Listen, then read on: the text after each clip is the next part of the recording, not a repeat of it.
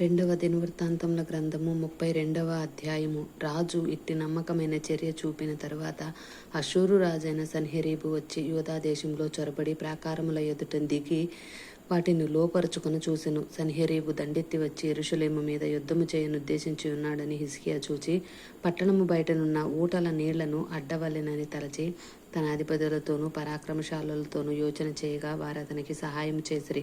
బహుజనులు పోగా అష్షూరు రాజులు రానేలా విస్తారమైన జలము వారికి దొరకనేలా అనుకుని ఊటలన్నిటినీ దేశ మధ్యము గుండా పారుచున్న కాలువలను అడ్డేరి. మరియు రాజు ధైర్యము తెచ్చుకొని పాడైన గోడ యావత్తు కట్టించి గోపురముల వరకు దానిని ఎత్తు చేయించి బయట మరి ఒక గోడను కట్టించి దావీదు పట్టణంలో మిల్లో దుర్గమును బాగు చేయించెను. మరియు ఈటెలను డాళ్లను విస్తారముగా చేయించెను.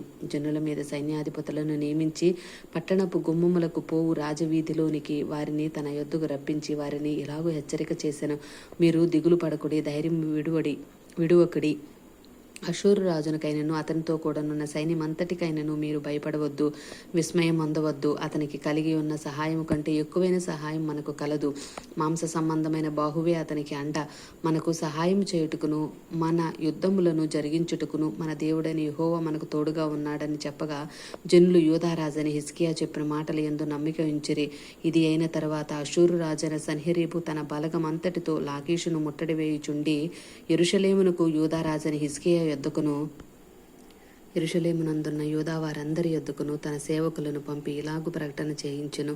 అష్షూరు రాజైన సన్హెరీబు సెలవిచ్చునదేమనగా, దేని నమ్మి మీరు ముట్టడి వేయబడి ఉన్న యెరూషలేములో నిలుచుచున్నారు? కరువు చేతను దాహము చేతను మిమ్మును చంపుటకై మన దేవుడైన యెహోవా అష్షూరు రాజు చేతిలో నుండి మనలను విడిపించునని చెప్పి హిజ్కియా మిమ్మును ప్రేరేపించుచున్నాడు గదా. ఆ హిజ్కియా మీరు ఒక్క బలిపీఠం ఎదుట నమస్కరించి దాని మీద ధూపం వేయవలనని యూదా వారికిని యెరూషలేము వారికిని ఆజ్ఞ ఇచ్చి యెహోవా ఉన్నత స్థలములను బలిపీఠములను తీసివేసిన వాడు కాడా? నేనును నా పితరులను ఇతర దేశముల జనులందరికీ ఏమేమి చేసేతుమో మీరెరుగరా? ఆ దేశ జనులు దేవతలు వారి దేశములను నా చేతిలో నుండి ఏమాత్రమైనను రక్షింపచాలి ఉండెనా? మీ దేవుడు మిమ్మును నా చేతిలో నుండి విడిపింపగలడనుకొనుటకు నా పితరులు బొత్తిగా నిర్మూలం చేసిన ఆయా దేశస్థుల సకల దేవతల్లోనూ నా జనులను నా చేతిలో నుండి విడిపింపగలిగిన దేవుడు ఒక్కడైనను ఉండెనా? కాబట్టి ఇప్పుడు హిజ్కియా చేత మీరు మోసపోకుడి, మీరు ఇట్టు ప్రేరేపణకు లోబడకుడి, అతని నమ్ముకొనకుడి. ఏ జనులు దేవుడనైనను ఏ రాజ్యపు దేవుడినైనను తన జనులను నా చేతిలో నుండి గాని నా పితరుల చేతిలో నుండి గాని విడిపింపలేకపోగా మీ దేవుడు నా చేతిలో నుండి మిమ్మల్ని మొదలే విడిపింపలేకపోవును గదా అనెను. అతని సేవకులు దేవుడైన యెహోవా మీదను ఆయన సేవకుడైన హిజ్కియా మీదను ఇంకనూ ప్రేలాపనలు ప్రేలిరి. అదియుగాక ఇతర దేశముల జనుల దేవతలు తమ జనులను నా చేతిలో నుండి ఎలాగును విడిపింపలేకపోయిరో అలాగును హిజ్కియా సేవించు దేవుడును తన జనులను నా చేతిలో నుండి విడిపింపలేకపోవునని ఇశ్రాయేలు దేవుడైన యెహోవాను నిందించుటకును ఆయన మీద అపవాదములు పలుకుటకును అతడు పత్రికలు వ్రాసి పంపెను. అప్పుడు వారు పట్టణమును పట్టుకొని వాళ్ళన్న యోచనతో ప్రాకారం మీదనున్న యెరూషలేము కాపురస్తులను బెదిరించుటకును నొప్పించుటకును యూదా భాషలో బిగ్గరగా వారితో ఆ మాటలు పలికిరి. మరియు వారు మనుష్యుల చేతి పని అయినను భూజనుల దేవతల మీదను తాము పలికిన దూషణలను యెరూషలేము యొక్క దేవుని మీద కూడాను పలికిరి. రాజని హిజ్కియాయును ఆమోజు కుమారుడైన యెషయా అను ప్రవక్తయును ఇందును గురించి ప్రార్థించి ఆకాశం తట్టు చూచి మొర్రపెట్టగా యెహోవా ఒక దూతను పంపెను. అతడు అష్షూరు రాజు దండులోని పరాక్రమశాలందరినీ సేనా నాయకులను అధికారులను నాశనము చేయగా అష్షూరు రాజు సిగ్గునొందిన వాడై తన దేశమునకు తిరిగిపోయెను. అంతటా అతడు తన దేవుని గుడిలో చొచ్చినప్పుడు అతని కడుపును పుట్టిన వారే అతనిని అక్కడ కత్తి చేత చంపిరి.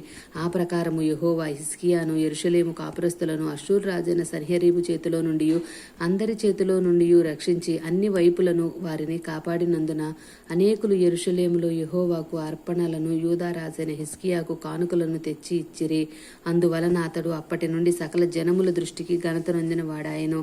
ఆ దినములలో హిజ్కియా రోగి అయి మరణ దశలో నుండెను. అతడు యెహోవాకు మొరపెట్టగా ఆయన అతనికి తన చిత్తమును తెలియపరిచి అతనికి సూచన ఒకటి దయచేసెను. అయితే హిజ్కియా మనస్సును గర్వించి తనకు చేయబడిన మేలుకు తగినట్లు ప్రవర్తింపనందున అతని మీదకిని యూదా యెరూషలేముల వారి మీదకిని కోపం రాగా హిజ్కియా హృదయ గర్వము వెడచి తానును యెరూషలేము కాపురస్తులను తమ్మును తాము తగ్గించుకొనిరి.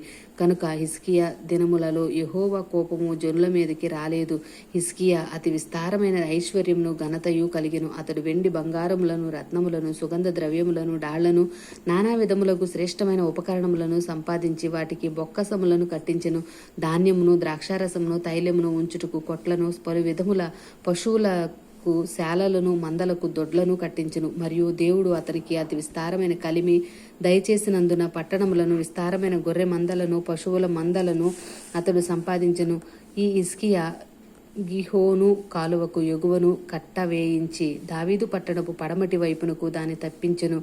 హిజ్కియా తాను పూనుకొనిన సర్వ ప్రయత్నముల యందును వృద్ధి పొందెను. అతని దేశము ఆశ్చర్యముగా వృద్ధి నొందుటను గూర్చి విచారించి తెలుసుకొనుటకే బబులోను అధిపతులు అతని యొద్దకు పంపిన రాయబారుల విషయంలో అతని శోధించి అతని హృదయంలోని ఉద్దేశం అంతయు తెలుసుకొనవలనని దేవుడు అతని విడిచిపెట్టెను. హిజ్కియా చేసిన ఇతరి కార్యములను గూర్చియు అతడు చూపిన భక్తిని గూర్చియు ప్రవక్తయును ఆమోజు కుమారునగు యెషయాకు కలిగిన దర్శనముల గ్రంథమునందు యూదా ఇశ్రాయేళ్ల రాజుల గ్రంథమునందును వ్రాయబడి ఉన్నది. హిజ్కియా తన పితరులతో కూడా నిద్రించగా జనులు దావీదు సంతతి వారి శ్మశాన భూమి యందు కట్టబడిన పై స్థానమందు అతని పాతిపెట్టిరి. అతడు మరణం పొందినప్పుడు యూదా వారందరూ యెరూషలేము కాపురస్తులందరూ అతనికి ఉత్తర క్రియలను ఘనముగా జరిగించిరి. అతని కుమారుడైన మనష్షే అతనికి మారుగా రాజాయెను. ఆమేన్.